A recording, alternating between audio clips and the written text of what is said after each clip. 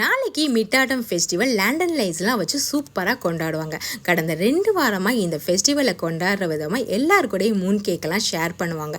எங்களுக்கும் அன்லிமிட்டடாக Moon cake நிறையா வந்துருச்சு.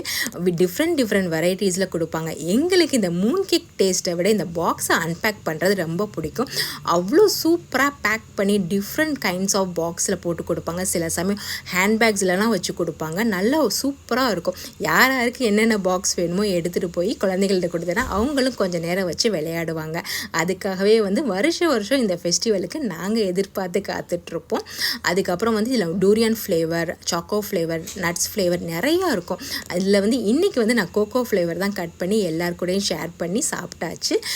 டேஸ்ட்டு சூப்பராக இருக்கும். ரொம்ப அதிகமாகலாம் சாப்பிட முடியாது, பட் கொஞ்சம் டேஸ்ட் பண்ணி சாப்பிட்டுட்டோம்னா சூப்பராக தான் இருக்கும். இன்றைக்கி லஞ்சுக்கு ரசம் சாதம் பண்ணியிருந்தேன். நேற்றுக்கு சுண்டைக்காய் பறிச்சிட்டு வந்ததை தொகையல் பண்ணியிருக்கு. பீர்க்கங்காய் முட்டை